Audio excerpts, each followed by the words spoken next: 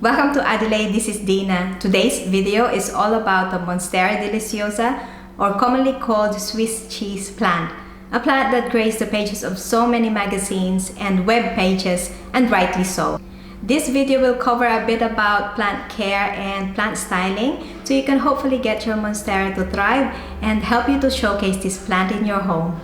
Timestamps will be available, so feel free to check out the different topics covered in this video. Let's start off with the origins of this plant. The Monstera Deliciosa belongs to the Araceae family, a native to the tropical regions of the Americas of countries like Mexico and Panama. The name Monstera is from a Latin word that means monstrous or abnormal, and deliciosa because in the wild it is said to bear delicious fruit that tastes like fruit salad.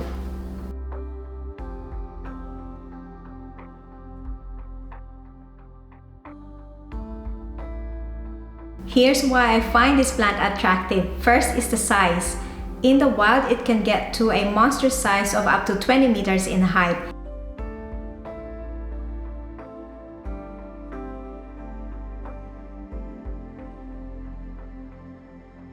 It may not grow as large indoors, but it can still grow to a satisfying size to make it a wonderful statement piece in your home.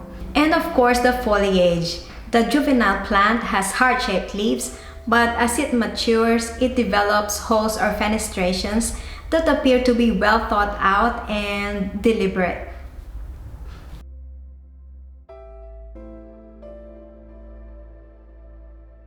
This houseplant is very much suited for you if you are a beginner.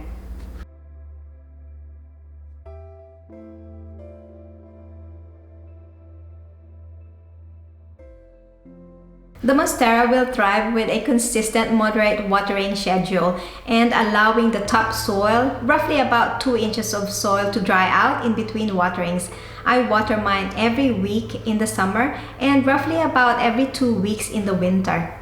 This plant has grown quite big, so instead of giving it a shower every now and then, I chose to mist it regularly, and also I clean the leaves regularly. I didn't have any problems growing a Monstera indoors here in Adelaide.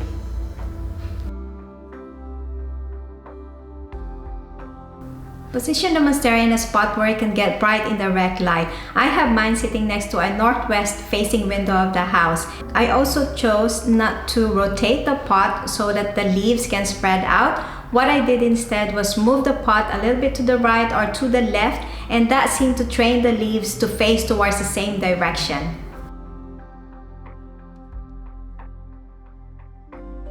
This plant needs a well-draining soil to thrive. It is recommended to give these plants room to grow. I have mine in a 12-inch pot, but it's due to be repotted. What I have done for now is add some compost on top, and I also use a weak concentration of liquid fertilizer to water this plant. They also grow by climbing up the trunks of trees in the wild, so it is recommended to use a pole or a stake to support their growth. What I have here is a coir totem for my Monstera.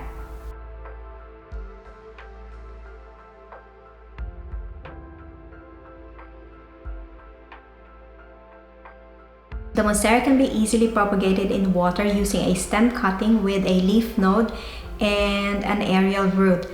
These are the leaf nodes, and that's the aerial root.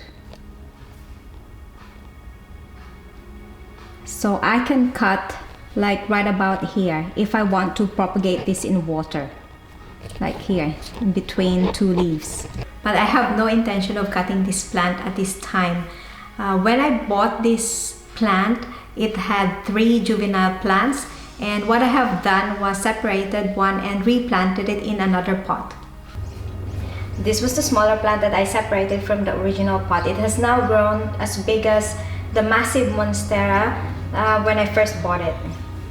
We are now at the end of the video where we are ready to showcase this plant. It would look great up on a plant stand, but once it gets to a certain size, it would look better on the floor on its own or surrounded by other plants.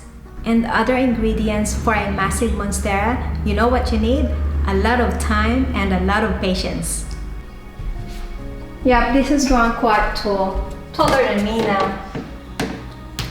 That's all I have for you today. I hope you have a great plant day. Thanks again for watching, and I'll see you in the next video.